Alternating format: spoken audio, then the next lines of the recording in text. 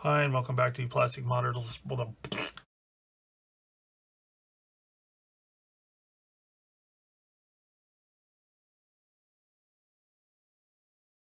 Hi, and welcome back to Plastic Models by a Regular Dude, etc. And this is part 5 of the 148 scale Monogram B-17G for the Chatterbox attack/bomber aircraft group build. As a quick recap, the last abomination of a video that was a combo of parts 3 and 4, since I goofed up on saving stuff. I did seam filling, I did masking with the Montex masks, and then I sprayed some primer on all of the seams to see if the seams were adequately filled, made some adjustments and repairs, and now I should be ready to go with the real deal primer, which in this case will be Mr. Finishing Surfacer 1500 Gray, cut 50/50 with Mr. Leveling Thinner. So I'm going to bust out my Mr. Hobby PS 290 walloping spray gun here to shoot some primer on here. Once I do that, I'll come back and we'll take a look at it. All right, everything has been primed. There's a sample right there. So I did that. I also took this opportunity to paint the engines. So all I have to do is some detail painting on the gearbox part and do the weathering, stuff like that, which is going to be super basic. I'm just basically going to put a wash on here. I'll probably paint the push rods, that kind of stuff, and then there's some decals that go on here as well. So I need to do that. I also painted the inside of these cowlings. So once I do that, I need to prime the outside of the cowlings, obviously. But once I do that, I can actually install the motors and the cowlings, and then I'll mask the motors off, and that'll be good. I also went ahead and painted the framework on the top turret, so that is ready to go when the time comes for its installation. So I think what I'm going to do now, before I actually get into the actual painting of the airframe, is I am going to get these propellers cleaned up and get them primed and have those ready to go for decals and that kind of stuff. And then I'm also going to paint the landing gear, get that ready, and then I can start with paint. So let me work on this stuff a little bit, and then I'll come back and we'll see where I am. All right, so here's one of the propellers ready to go. Yellow tips. I just used the Mr. Surfacer 1500 black for the prop color because it's kind of a nice semi-gloss. No need in painting over it. And then SMS, Scale Model Solutions acrylic lacquer paint in super silver for the hubs. Boy, that was a mouthful. I also got the engines painted. Need to detail paint those. I already mentioned that earlier. Everything is primed, so I'm ready to start working on fuselage colors. So here is what I am going to do. The underside, excuse me, the underside is supposed to be neutral gray. Okay, what number is that? Got me. I'm going with neutral gray. And the only thing that I have that is actually neutral gray is Tamiya neutral gray XF53. You tired of hearing me say that yet? XF53. I had a jar of that. So I mixed some up. But I did something that I haven't done in quite a while. And the reason I did is because somebody asked a question on one of my other build videos of, man, that's been a couple of years. And he asked me what the clear was for. And he was referring to my paint mix. So as I mentioned, I think in one of my earlier clips in this thing, I don't know, maybe not.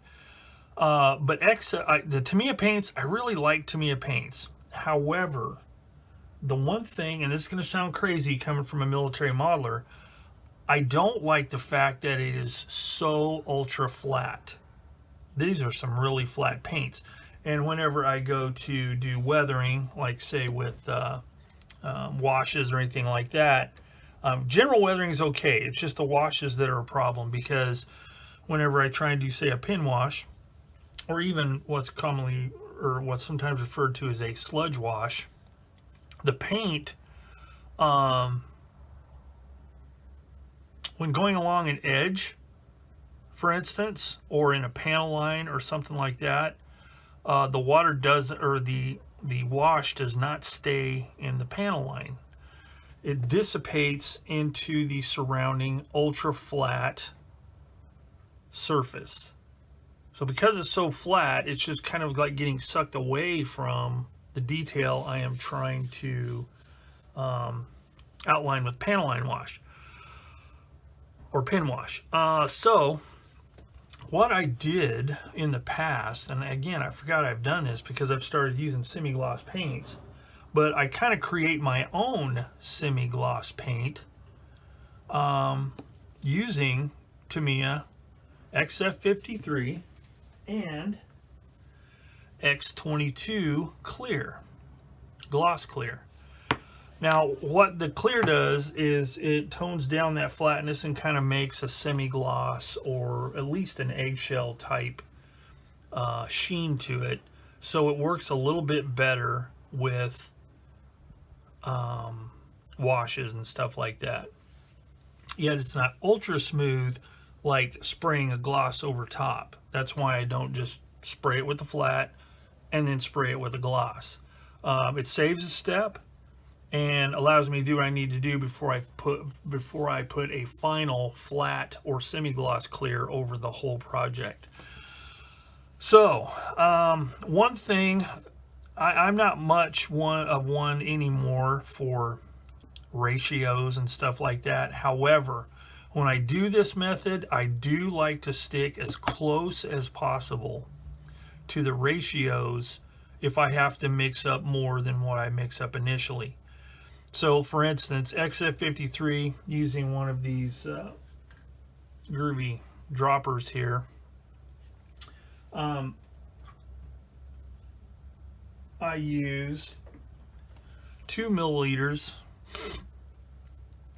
of XF53, 3 milliliters of MLT, and 2 milliliters of X22.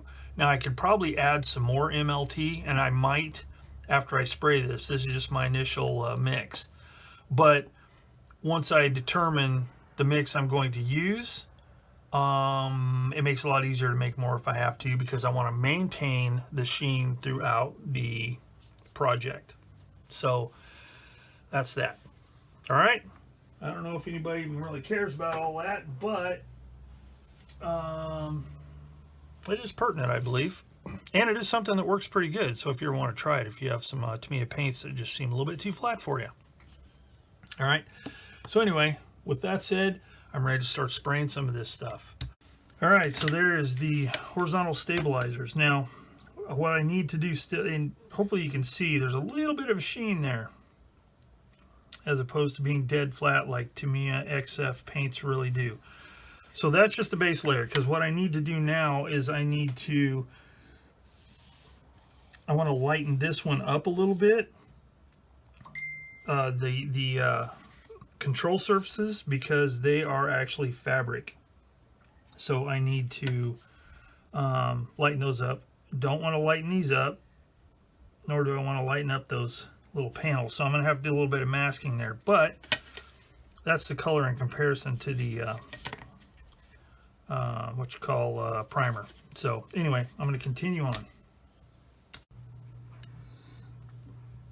Okay, reserve judgment until this is done. This is a mess right now, but I did want to point out something. So I tend to mask things and then it ends up sitting for a while. So that's a drawback I've discovered about these Montex masks, is they stick really good initially, but left to sit, they'll start peeling up. See, that one's barely on there. Even got some underspray right there, which is a bummer because it ain't gonna come off since it's lacquer. So what I'm going to do is, since I've got a nice outline that I can actually see, I'm going to be using this to remask those parts. So anything that's really curved, has any sharp angles, needs to be done. So like these here, they had pulled off up top. So again, I'm going to have to mask those off. So with the Mr. Masking Sol R. So anyway, I'm going to continue on. Here's part way through this wing here. This is just the initial stages. Again, don't judge me, but we're getting there. So paint some more, come back. All right, fast forward a bit, and here we are. I got the main color sprayed on the aircraft. Obviously, the lower part is done. And here's a few notes. So the control surfaces on these things were fabric. And generally, looking at photographs, they're a little bit lighter. They fade differently than the paint does. Probably has to do with absorption and stuff like that. But what I did is, using the SMS olive drab, I lightened it up a bit with some Tamiya XF57 and mixed with some Mr. Leveling Thinner. And I got pretty nice differentiation. I didn't want it to be too drastic because if I'm not mistaken, this was a replacement aircraft for this particular crew. So I don't know how old it was or whatever, but I didn't want it to be too drastic. I also did the same thing on the bottom. I cut the Tamiya XF53 MLT X22 clear mix that I had made. I cut that with some SMS Insignia White to lighten it up a bit.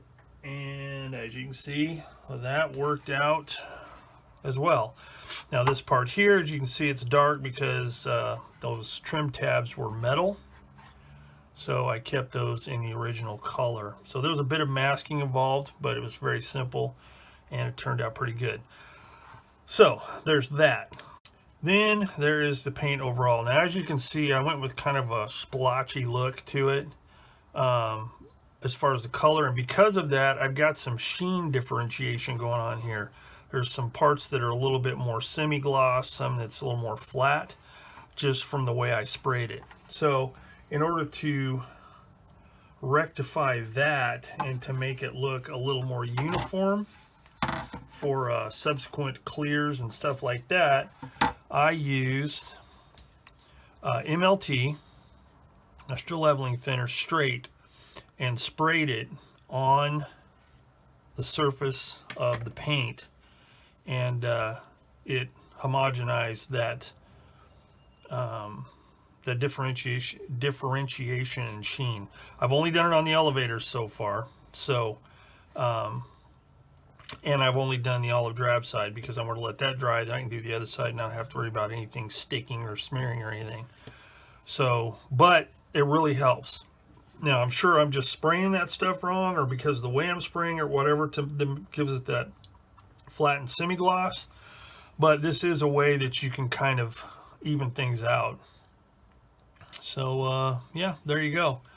Here's some more example on the bottom of the elevators with the differentiation in color. These parts here are metal, as is this trim tab.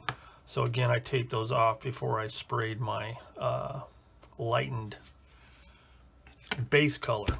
All right, so there's that. So I need to let that dry. I need to spray the upper wings, the upper main wings, and I need to spray the fuselage with the MLT to get all of that ready to go for the next step, which is going to be painting the de-icer boots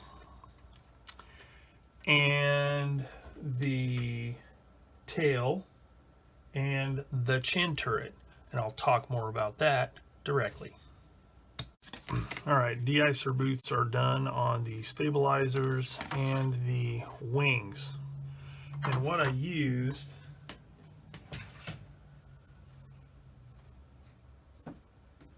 was the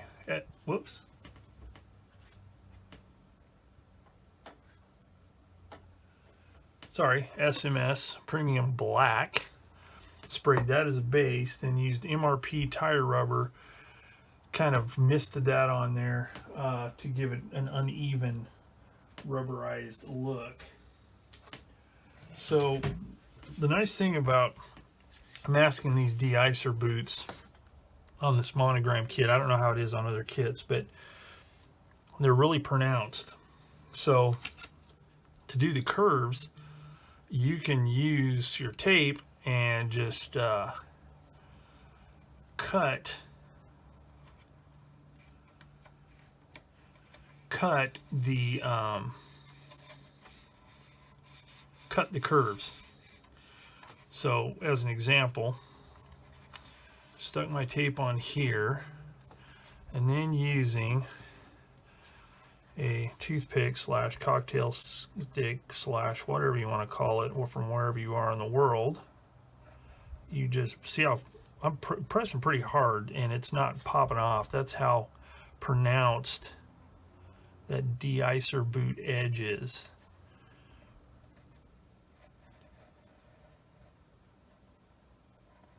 So just like that. And then I can use my blade. I'm not going to do it on camera because, you know, I'll get my head in the way because I like to be over top of it while I'm doing it. But just hold it and then just carefully cut it around. So I'll cut that and I'll show you what it looks like after it's cut. All right, so it's cut, and then it's just a matter of pulling that off. And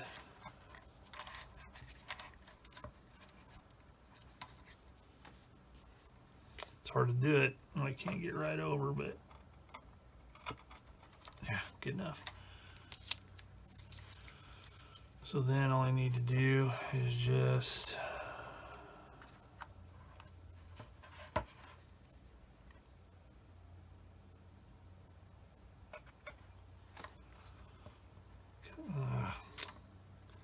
it's hard to do this when I can't be right over top, but you get the idea. So yeah, it works really good, really easy, no muss, no fuss, stress-free, blah blah blah. So I'm going to get this stuff cut off of here, or do the other side, and then I can start thinking about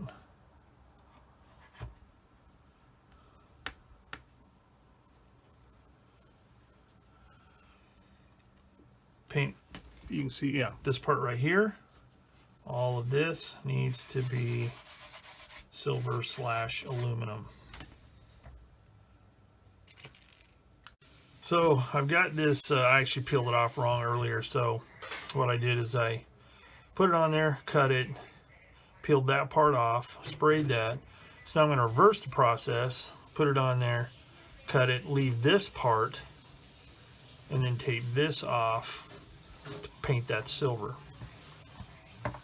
Alright, so here we are. Got the tail painted, and for that I used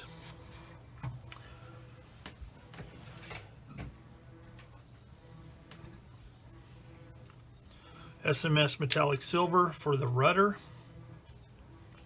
and super silver for the vertical stabilizer. So that's done. I also got the fairing and chin turret painted red per the marking instructions. So that is ready to go. So the next thing I need to do, and I already painted these black, the machine gun mounts. So the only thing I really have left to do before I can start putting decals on is paint the superchargers and then install the exhaust bits and get those painted. One thing I almost forgot to do was drill out the ends of the superchargers. But as you can see, I remembered. Alright, so I got the superchargers. I painted them with Vallejo metal color, Airbrush Colors burnt iron. I gave it a light dusting of dark rust color by MRP and clear doped linen to just kind of use it as a buff color, just as a base for more weathering later. And then I also got the rest of the supercharger parts glued on here. I don't know if I showed it already,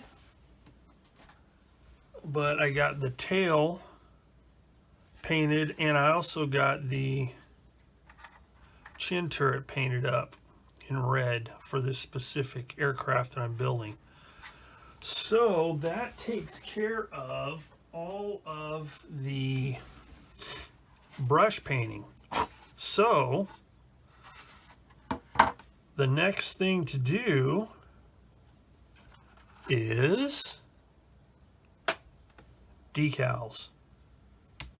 So that ends part number 5 of the Monogram 1/48 scale B-17G for the first ever Chatterbox attack/bomber aircraft group build. Hope you enjoyed following along so far, and as I say, next time I'll come back and start working on some decals and get this thing moving along even further. So if you like this video, hit the subscribe button, hit the like button, all that kind of snazzy stuff. I will put a link on the end screen for you to go back to part 1, the intro, if you haven't seen that yet and you'd like to follow along from the beginning. Also, if you would like to join in this group build, it's not too late because it goes till June. Maybe head on over to the Facebook page we have set up, which I will try and remember to put a link below, and join in if you want. Got a few people working on these, and it's been a lot of fun so far. So that's it for now. As always, thanks for watching Plastic Models by Regular Dude, and I will see you all later.